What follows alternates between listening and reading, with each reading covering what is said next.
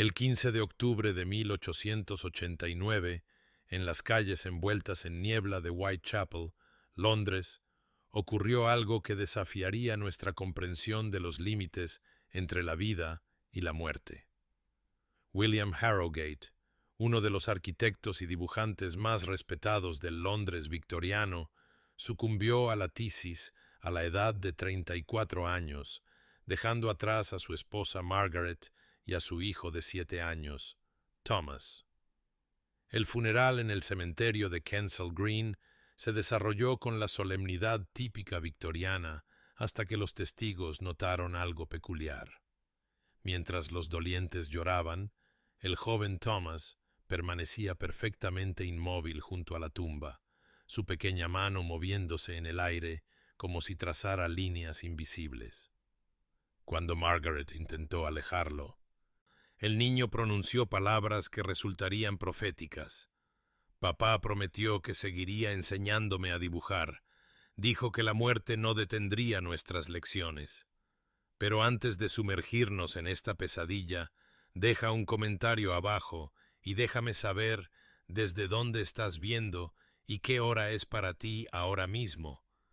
Y si eres nuevo aquí y amas las historias escalofriantes, presiona el botón de suscripción. Créeme, querrás recibir notificaciones cuando salga la próxima. Ahora, comencemos. 3 semanas después del entierro de William Harrogate, en la noche del 8 de noviembre de 1889, Margaret Harrogate fue despertada por el sonido de pasos sobre su dormitorio. Las lámparas de gas del pasillo se habían apagado horas antes, pero una delgada línea de luz emanaba por debajo de la puerta del estudio de su difunto esposo en el tercer piso. Lo que descubrió al subir esas escaleras marcaría el comienzo de eventos que aún desafían toda explicación racional.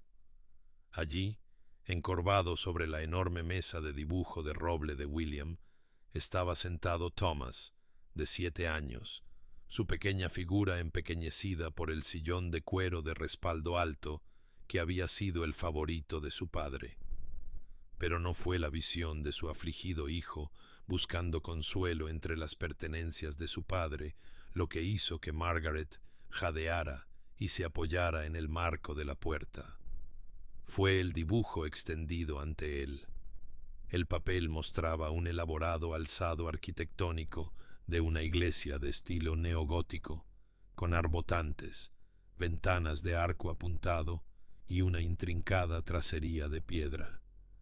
Cada línea estaba ejecutada con precisión matemática, cada sombra perfectamente sombreada con trama cruzada, cada proporción exactamente a escala. El nivel de habilidad técnica demostrado era extraordinario, pero lo que hizo temblar las manos de Margaret mientras levantaba el dibujo a la luz de la lámpara fue algo mucho más inquietante. Conocía íntimamente ese estilo. La manera característica en que la tinta se acumulaba en las esquinas de las líneas que se cruzaban, el distintivo floreo en las anotaciones arquitectónicas, la peculiar costumbre de añadir un pequeño cuervo posado en algún lugar de cada diseño. Estas eran las firmas de William, tan únicas para él como su propia letra. No se trataba simplemente de un dibujo hábil. Era una réplica perfecta de la técnica de su difunto esposo, imposible de falsificar para cualquiera, y mucho menos para un niño de 7 años que apenas había comenzado a aprender las formas básicas. Cuando Margaret le preguntó a Thomas cómo había creado tal dibujo, la respuesta del niño la heló hasta los huesos. Levantó la vista con ojos que parecían más viejos que sus años y dijo con naturalidad: «Papá me enseñó. Vino después de que te durmieras. Me tomó de la mano y la guió sobre el papel, tal como solía hacer cuando me enseñaba las letras». Margaret quiso descartar esto como la fantasía de un niño en duelo, quizás copiando algo que su padre ya había dibujado, aunque sabía que William no guardaba diseños de iglesias en su estudio. Buscó en cada portafolio, examinó cada boceto en sus archivos, pero no encontró nada que se pareciera a esta iglesia gótica. El dibujo era completamente original. Se dijo a sí misma que Thomas debía haber observado a su padre más de cerca de lo que ella se había dado cuenta, que el duelo podía inspirar capacidades inusuales en los niños. Sin embargo, mientras guardaba el dibujo en el portafolio de William y llevaba a su hijo de vuelta a la cama, no pudo explicar el olor que persistía en el estudio. El tabaco distintivo de su marido, la misma marca que ella había tirado el día después de su funeral. Tampoco pudo explicar por qué las herramientas de dibujo, que ella había limpiado y guardado cuidadosamente hacía 3 semanas, estaban dispuestas exactamente como William siempre las colocaba al comenzar un nuevo proyecto, o por qué el tintero, que sabía que estaba vacío, ahora estaba lleno de la tinta china especial que William importaba de Hamburgo. Lo que sucedió en las semanas siguientes transformaría la preocupación privada de una madre en un fenómeno que atrajo la atención de los círculos médicos y arquitectónicos de Londres. Entre el 9 de noviembre y el 15 de diciembre de 1889, Thomas Harrogate produjo 17 dibujos arquitectónicos de complejidad creciente, cada uno manifestándose en circunstancias similares, siempre de noche, siempre en el estudio de su padre, siempre con el niño afirmando la presencia de William. Margaret, una mujer educada que había ayudado a su marido con su correspondencia arquitectónica, comenzó a documentar cada incidente en un diario encuadernado en cuero que compró en Harrods específicamente para este propósito.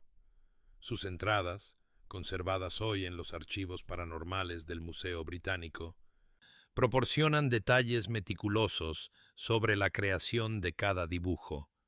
El segundo dibujo representaba una estación de ferrocarril con una revolucionaria construcción de hierro y vidrio. El tercero mostraba un hospital con sistemas de ventilación décadas adelantados a su tiempo. El cuarto presentaba el diseño de un puente que utilizaba principios de ingeniería aún no publicados en ninguna revista trimestral de arquitectura. Pero fue el quinto dibujo el que destrozó cualquier posibilidad de explicación racional.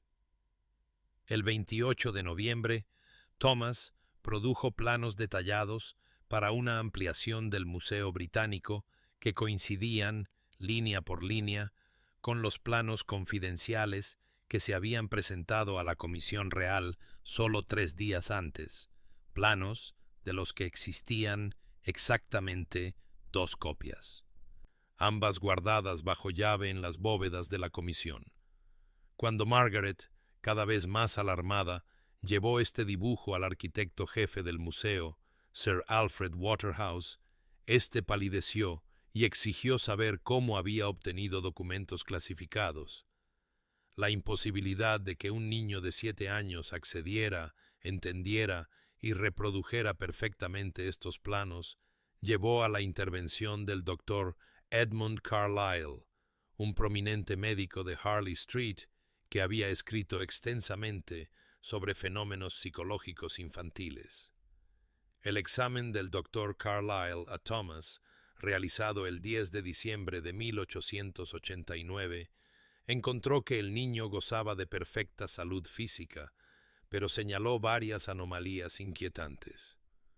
Durante los episodios de dibujo, el pulso de Thomas descendía a 30 pulsaciones por minuto, peligrosamente bajo para un niño, mientras que los movimientos de su mano alcanzaban una velocidad y precisión que el doctor Carlyle describió como mecánicamente imposible para la musculatura adulta desarrollada y mucho menos para la de un niño de 7 años.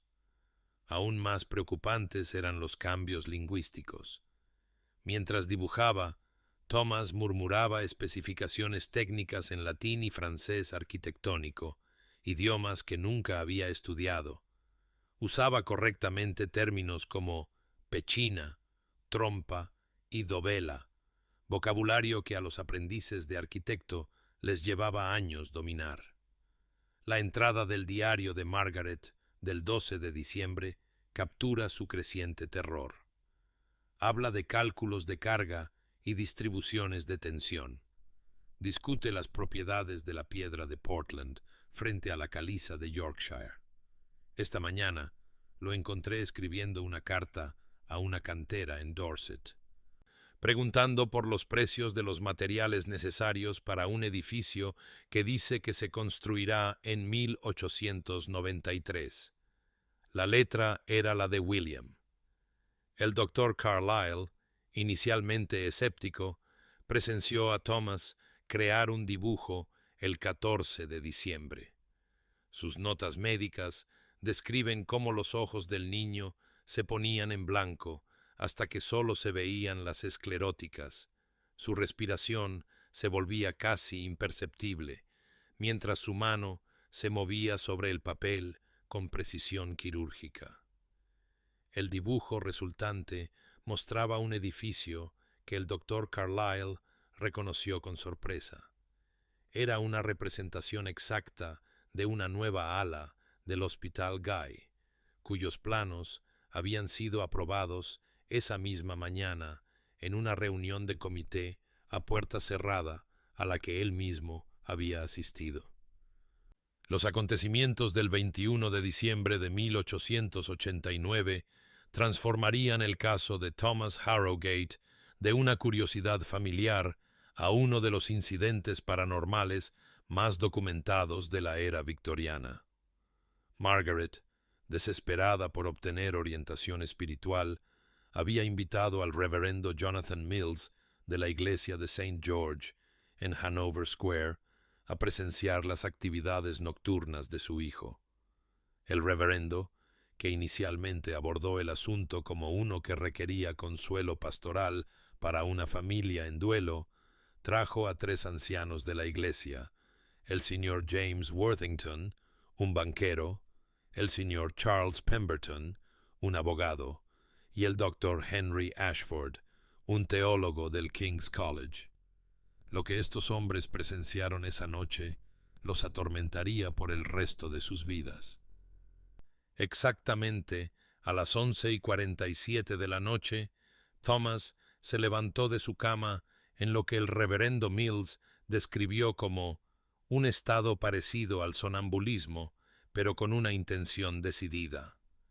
El niño pasó junto a los testigos reunidos sin reconocer su presencia, sus movimientos mecánicos, sus ojos desenfocados.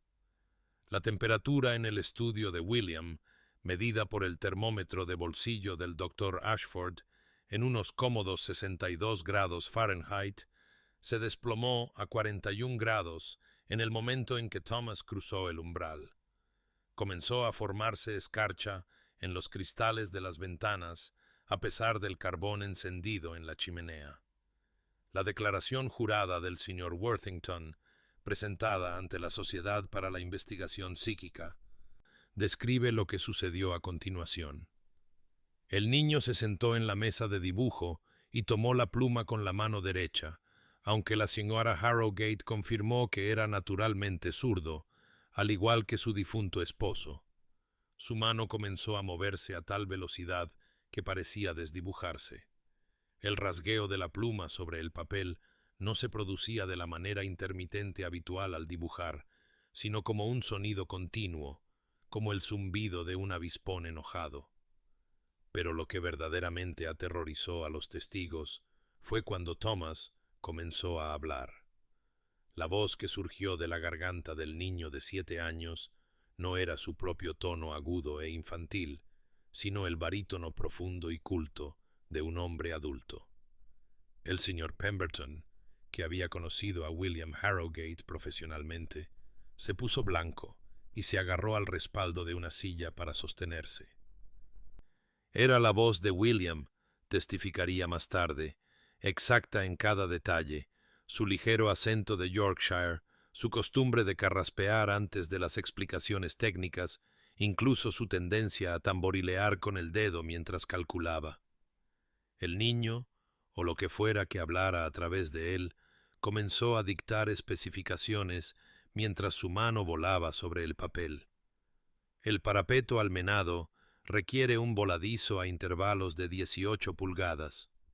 La distribución de la carga a través del pendolón central necesita pendolones adicionales en los puntos B y D. La armadura de cubierta de vigas de martillo debe soportar 37 toneladas de pizarra, teniendo en cuenta la carga de nieve según las especificaciones de la Ley de Edificación de 1878. El doctor Ashford señaló que durante esta recitación su aliento se hizo visible en el aire gélido y las lámparas de gas parpadearon a pesar de no haber corriente en la habitación sellada. Lo más inquietante de todo fue cuando la cabeza de Thomas se giró hacia los testigos, sus ojos aún en blanco, mostrando solo las escleróticas, y la voz de William dijo claramente: «Caballeros, deben perdonar mi concentración. Los muertos tenemos un tiempo muy limitado para trabajar, y esta estructura en particular se necesitará antes de lo previsto. El cólera volverá a Bermondsey en el verano de 1891, y necesitarán esta ala del hospital». El dibujo se completó en 17 minutos. En el momento en que la mano de Thomas dejó de moverse, la temperatura volvió a la normalidad y el niño se desplomó hacia adelante sobre el escritorio. La verdadera magnitud de lo que estaba ocurriendo en el hogar de los Harrogate se hizo evidente solo cuando los arquitectos comenzaron a analizar los dibujos de Thomas en comparación con los desarrollos planificados de Londres. El 3 de enero de 1890, Sir John Wolfe Barry, ingeniero jefe de la construcción del Tower Bridge, recibió una citación urgente para examinar un dibujo particular que Thomas había producido el 27 de diciembre. Lo que Sir John descubrió desafiaba toda explicación lógica. El dibujo mostraba el Tower Bridge, aún en construcción, y cuya finalización no estaba prevista hasta 1894, pero con modificaciones que sólo se habían discutido en principio en el Comité de Ingeniería. De manera aún más imposible, representaba refuerzos estructurales en puntos específicos donde, sin que nadie fuera de la obra lo supiera, habían comenzado a aparecer fisuras por tensión apenas unos días antes. El dibujo incluía una anotación con la letra distintiva de William Harrogate. Se requiere acero adicional en los puntos marcados con X. La fatiga del metal se manifestará en marzo de 1894 sin intervención. Aún más inquietante fue el dibujo de Thomas del 18 de diciembre, que mostraba la estación de Victoria con una expansión oriental completamente rediseñada. El ferrocarril de Londres, Brighton y la costa sur había estado planeando modificaciones en la estación de Victoria, pero los planos que Thomas había dibujado iban mucho más allá de cualquier cosa en sus propuestas. Su diseño incluía andenes que no se concebirían hasta 1891, utilizando un revolucionario diseño de techo en mariposa que ningún arquitecto había propuesto todavía. Cuando los ingenieros ferroviarios examinaron el dibujo, encontraron soluciones a problemas de drenaje que aún no se habían dado cuenta de que existían. El niño había anotado el dibujo con cifras de pasajeros proyectadas para 1895 que parecían increíblemente altas, hasta que resultaron ser exactamente precisas 5 años después.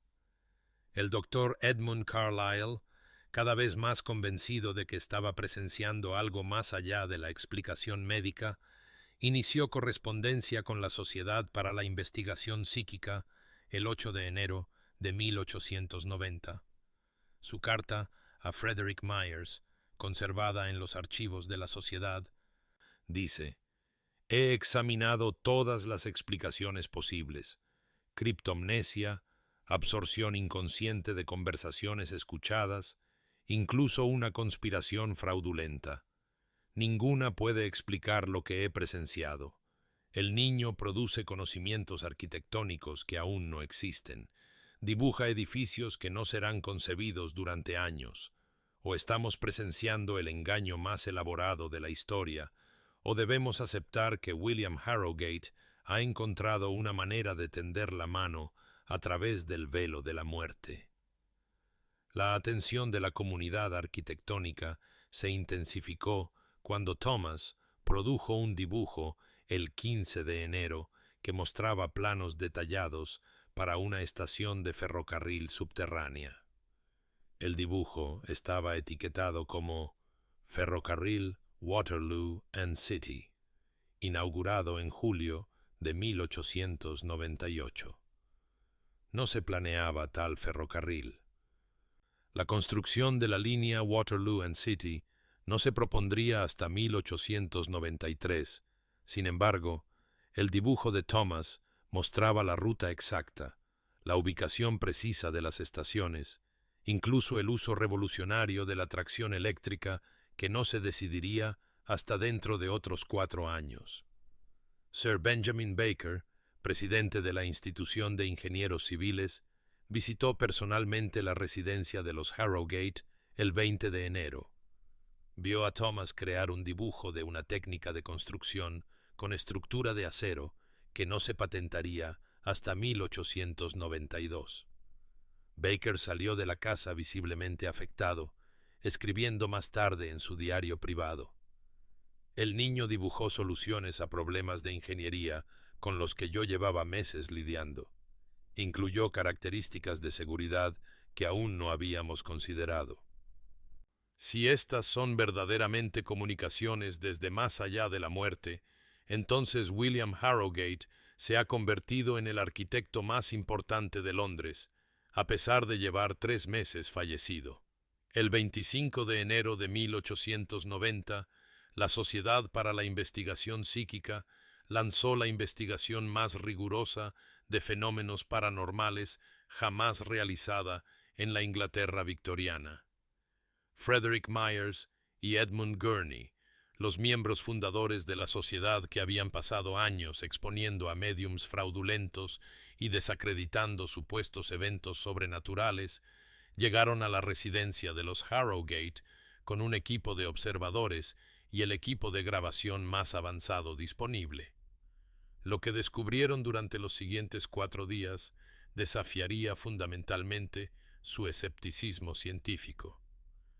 Los investigadores establecieron controles sin precedentes para eliminar cualquier posibilidad de engaño. Thomas fue registrado al desnudo antes de cada sesión para asegurarse de que no llevaba dibujos ocultos. El papel tenía una marca de agua especial y se guardaba bajo llave hasta el momento de su uso. La tinta era una formulación única creada específicamente para esta investigación, químicamente distinta de cualquier producto disponible comercialmente.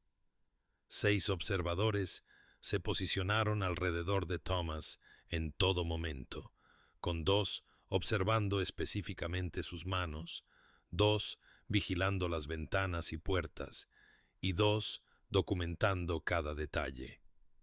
El propio Myers selló la habitación con impresiones de cera que revelarían cualquier intento de entrada o salida. En la noche del 27 de enero, precisamente a las 10:15 de la noche, Thomas entró en su familiar estado de trance bajo estas condiciones controladas. La temperatura bajó 13 grados en 12 segundos, medida simultáneamente por 3 termómetros diferentes. Edmund Gurney, un escéptico empedernido que había desenmascarado a docenas de médiums fraudulentos, escribió más tarde: la transformación del niño desafiaba toda explicación médica. Su pulso bajó a 28 pulsaciones por minuto, pero su mano se movía con una precisión mecánica que agotaría a un adulto sano en minutos. Lo más inquietante era el sonido, no solo el de la pluma sobre el papel, sino un leve susurro, como si alguien estuviera dando instrucciones justo más allá del alcance del oído claro. El dibujo que Thomas produjo esa noche mostraba un edificio octogonal de diseño inusual, con anotaciones arquitectónicas en perfecto latín clásico. Al ser interrogado después, Thomas no pudo leer ni una sola palabra del texto, ni pudo identificar palabras latinas básicas con las que Myers lo puso a prueba. La inscripción, traducida por el profesor Augustus Thornton de Cambridge, decía: Sub fundamentis aedifici sancti Michaelis, ubi corvus in marmore sedet, recognitiones architecti dormientis invenientur, anno domini MD6CCLXXCD. La traducción revelaba: bajo los cimientos del edificio de San Miguel, donde el cuervo se sienta en mármol, se encontrarán los reconocimientos del arquitecto durmiente. Año de nuestro Señor 1887. Margaret se quedó sin aliento al oír esto. San Miguel era una pequeña capilla que William había restaurado 3 años antes de su muerte.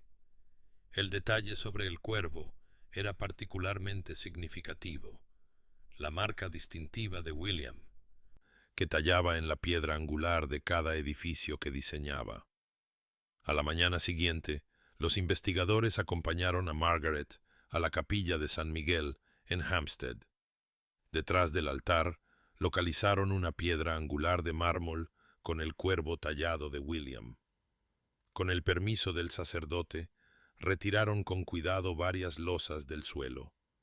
Debajo de ellas, envuelta en hule, descubrieron una caja de metal que contenía 3 medallas de oro del Real Instituto de Arquitectos Británicos que William había recibido por sus diseños, premios de los que Margaret nunca supo que existían, junto con una carta fechada en septiembre de 1887. La carta, de puño y letra de William, expresaba su temor de que su enfermedad pronto acabara con él y su deseo de que estos honores fueran finalmente entregados a su hijo. Ninguna persona viva había sabido de la existencia de este escondite. Para febrero de 1890, la naturaleza de los dibujos de Thomas sufrió una transformación tan inquietante que varios miembros de la Sociedad para la Investigación Psíquica se retiraron de la investigación. Lo que había comenzado como planos arquitectónicos proféticos de futuros edificios de Londres se convirtió en algo mucho más siniestro. Estructuras que no podían, no debían, existir en nuestra realidad física. El cambio comenzó el 3 de febrero, cuando Thomas produjo un dibujo de lo que parecía ser un edificio gubernamental, pero tras un examen más detenido, el diseño desafiaba las leyes fundamentales de la física. Las escaleras ascendían a pisos que ocupaban las mismas coordenadas espaciales que los niveles inferiores. Los pasillos se replegaban sobre sí mismos en bucles interminables. Las anotaciones matemáticas, al ser revisadas por el profesor James Whitehead de la Real Sociedad Matemática, describían geometrías que requerían dimensiones más allá de las 3 conocidas por la percepción humana. Estos cálculos, escribió el profesor Whitehead en su alarmado informe, describen relaciones espaciales que solo existen en la matemática teórica. Ningún humano podría navegar por un edificio así. El simple acto de entrar atraparía a uno en un espacio recursivo. Aún más aterrador fue el dibujo de Thomas del 8 de febrero, planos meticulosamente detallados de lo que etiquetó como el Seminario del Descenso Perpetuo. El edificio parecía normal desde el exterior, una hermosa estructura georgiana de proporciones agradables. Pero el interior No revelaba puertas ni ventanas, solo una espiral interminable de habitaciones que descendían infinitamente. En los márgenes, de puño y letra de William, estaba escrito: «Me están mostrando a dónde van los arquitectos cuando mueren. Construimos para siempre en los espacios intermedios». El desgaste físico de Thomas se hizo cada vez más evidente. El niño, antes sano y robusto, había perdido 15 libras en 3 semanas. Su piel adquirió una palidez grisácea que el doctor Carlyle describió como cadavérica, como si la sangre hubiera olvidado cómo transportar la vida. Ojeras oscuras rodeaban sus ojos, que habían desarrollado una inquietante tendencia a enfocarse en espacios vacíos de las habitaciones, siguiendo movimientos invisibles. El diario de Margaret, del 12 de febrero, revela su creciente desesperación.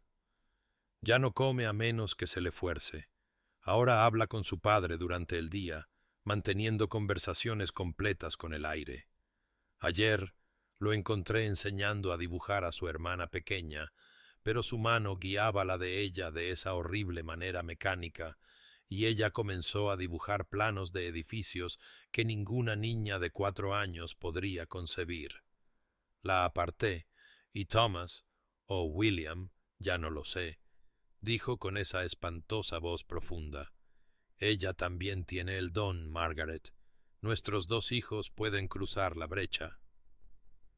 El 15 de febrero, Thomas produjo su dibujo más perturbador hasta la fecha, una estructura masiva parecida a una catedral que parecía estar construida enteramente de huesos humanos, con fémures como arbotantes y cráneos formando rosetones decorativos.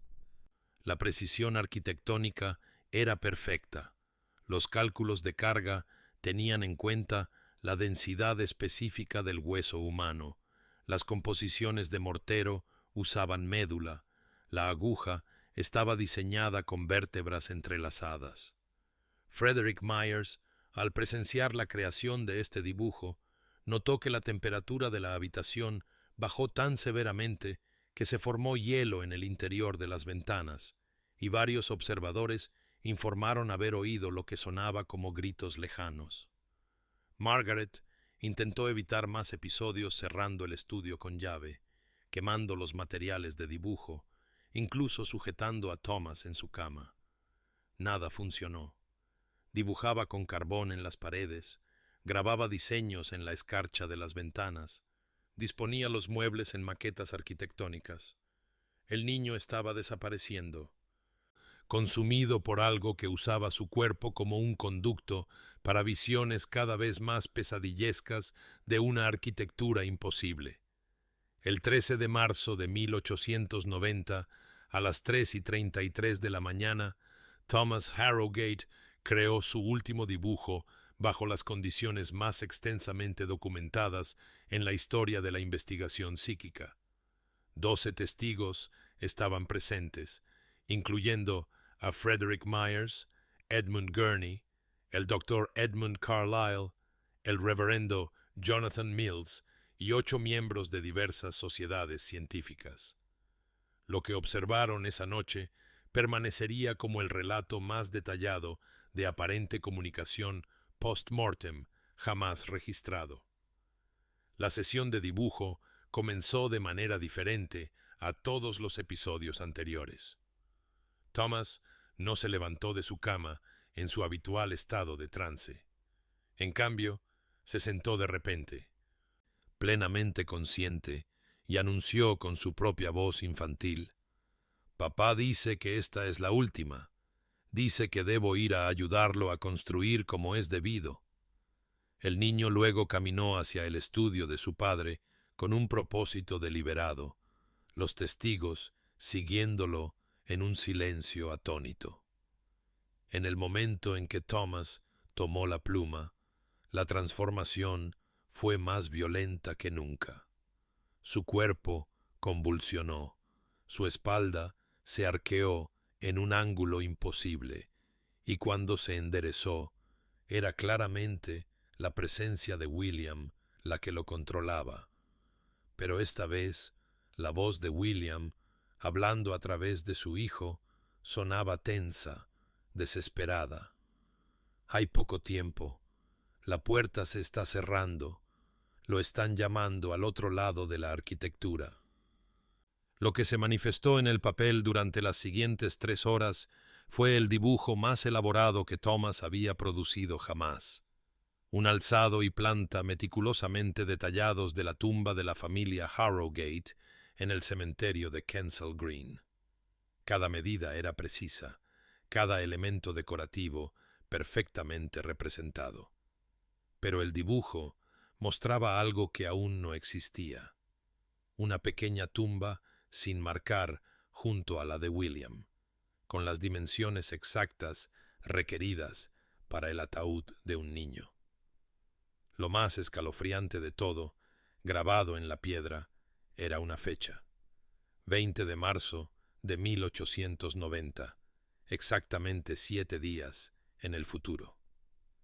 Los testigos observaron con horrorizada fascinación cómo Thomas añadía detalles imposibles al dibujo. Esbozó a los dolientes alrededor de la tumba, y varios testigos se reconocieron entre las figuras. El doctor Carlyle identificó su propio bastón distintivo. Myers se vio a sí mismo sosteniendo el cuaderno exacto que había comprado esa misma mañana.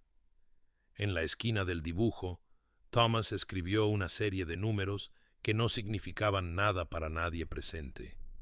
Completado el dibujo, la mano de Thomas se movió a una última hoja de papel y escribió con la fluida caligrafía de William: Mi amada Margaret, para cuando leas esto, nuestro hijo se habrá unido a mí. No era mi intención, sino el precio exigido. La puerta entre mundos nunca debió abrirse. Pensé que el amor era más fuerte que la muerte, pero la muerte tiene su propia arquitectura, y quienes construyen aquí deben seguir sus planos. Los números en el dibujo de la tumba son las coordenadas de mi última carta. Perdóname, William. Thomas luego se desplomó, su pulso apenas detectable, su respiración superficial. Cuando fue reanimado varias horas después, no tenía memoria de los últimos 4 meses. Ya no podía dibujar nada más allá de los simples garabatos de un niño. El examen del doctor Carlyle reveló cambios neurológicos masivos. Regiones enteras del cerebro del niño mostraban signos de deterioro extremo, como si se hubieran quemado desde dentro. Margaret, siguiendo las coordenadas que el espíritu de su marido había proporcionado, hacían referencia a una caja de seguridad específica en el Banco de Inglaterra, descubrió una carta que William había escrito 3 días antes de su muerte, prediciendo con terrible precisión cada dibujo que Thomas crearía, terminando con la profecía de la muerte de su hijo. El conocimiento de lo que viene después de la muerte no está destinado a los vivos. Al intentar volver, envenenaré a nuestro hijo con verdades que su cuerpo mortal no puede contener. El 20 de marzo de 1890 amaneció gris y quieto sobre Londres, con una helada fuera de temporada que sería recordada en los registros meteorológicos como una anomalía inexplicable. A las 7:14 de la mañana, exactamente cuando los primeros rayos de sol tocaron la ventana de su dormitorio, Thomas Harrogate exhaló su último aliento. No había mostrado signos de malestar físico, había desayunado normalmente y estaba sentado en la cama leyendo un libro infantil sobre trenes, cuando de repente miró hacia la esquina de la habitación, sonrió y dijo claramente: «Sí, papá, estoy listo para ayudarte a construir ahora». Sus ojos se cerraron y no los volvió a abrir.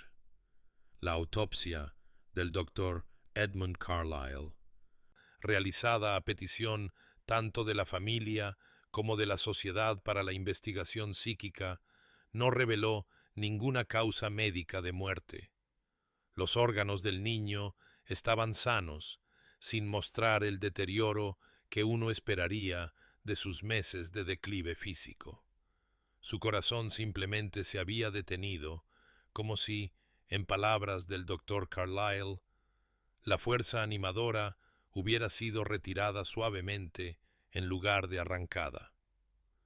Aún más desconcertantes fueron los resultados del examen microscópico del tejido cerebral de Thomas, que mostraron estructuras cristalinas inusuales en las regiones asociadas con la percepción espacial y el control motor fino, estructuras que ningún anatomista había observado jamás en tejido neural humano, ni antes ni desde entonces. El funeral, al que asistieron los mismos testigos que Thomas había dibujado 7 días antes, se desarrolló exactamente como se representaba en su dibujo final, hasta la colocación de las flores y la inesperada aparición de 3 cuervos que se posaron en la tumba de William durante todo el servicio.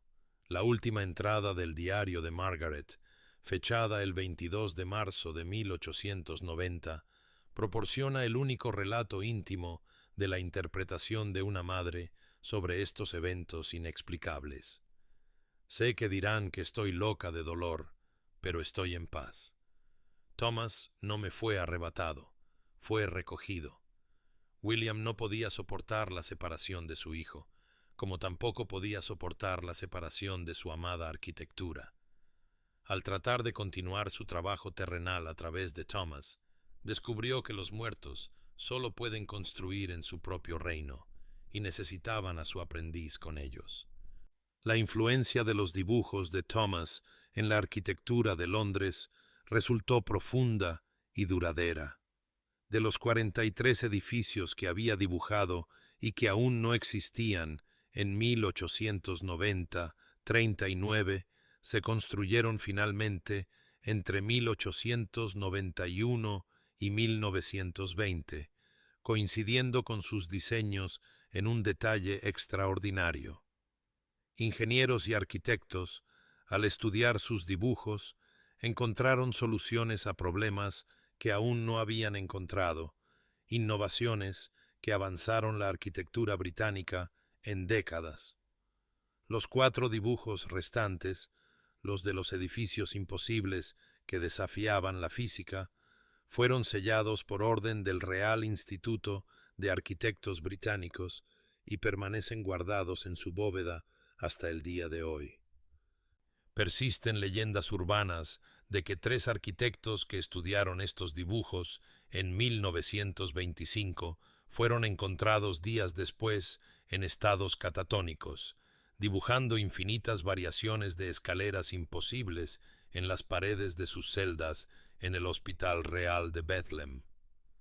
La casa de los Harrogate, en Whitechapel, fue demolida en el Blitz de Londres de 1941, pero los trabajadores de la construcción informaron que las piedras de los cimientos estaban dispuestas en un patrón que no correspondía a ningún estilo arquitectónico conocido, y varios afirmaron oír el sonido de una pluma sobre el papel emanando del sótano vacío donde una vez estuvo el estudio de William. Los 43 dibujos creados por Thomas Harrogate entre noviembre de 1889 y marzo de 1890 residen actualmente en el Archivo Paranormal Restringido del Museo Británico, accesible solo para investigadores con autorización especial, tanto de la Junta del Museo como del Real Instituto de Arquitectos Británicos. En 1967, la doctora Helena Blackwood, de la Universidad de Oxford, realizó el primer análisis científico de los dibujos utilizando técnicas fotográficas recién desarrolladas y examen microscópico. Sus hallazgos, publicados en el Journal of Anomalous Psychology, demostraron definitivamente que el control muscular requerido para crear estos dibujos excedía las capacidades fisiológicas de un niño de 7 años por un factor de 12. Los trazos de la pluma mostraban variaciones de presión que requerían la densidad ósea y la masa muscular de un adulto, mientras que la velocidad de ejecución, calculada por el análisis del flujo de tinta, sugería que la mano se movía a ritmos que causarían calambres severos, incluso en un dibujante adulto entrenado en cuestión de minutos. De manera más notable, el modelado por computadora realizado en 2003 por el Instituto de Tecnología de Massachusetts confirmó que los dibujos proféticos de Thomas predijeron desarrollos arquitectónicos con un 94,3% de precisión. Las pocas variaciones entre sus dibujos y los edificios reales se determinó más tarde que eran mejoras, modificaciones estructurales que evitaron dos derrumbes de edificios que los modelos de ingeniería sugieren que habrían ocurrido si se hubieran seguido los planos originales. El profesor James Crawford del MIT declaró: «O este niño poseía conocimientos de ingeniería estructural que no se formalizarían hasta décadas después, o algo con ese conocimiento estaba trabajando a través de él. No hay una tercera opción». En 2018, durante trabajos de renovación en el cementerio de Kensal Green, los trabajadores descubrieron algo que reavivó el interés en el caso Harrogate. Un radar de penetración terrestre reveló un entierro sin marcar exactamente donde el dibujo final de Thomas lo había indicado. Los registros del cementerio no mostraban ningún entierro en ese lugar, pero cuando se exhumaron cuidadosamente bajo supervisión arqueológica, los investigadores encontraron los restos de un niño de aproximadamente 7 años, enterrado en 1890. El análisis de ADN confirmó la relación familiar con los restos documentados de William Harrogate. Pero el descubrimiento más inquietante fue lo que yacía debajo del ataúd del niño: una caja forrada de plomo que contenía 17 dibujos adicionales, sellados desde el entierro.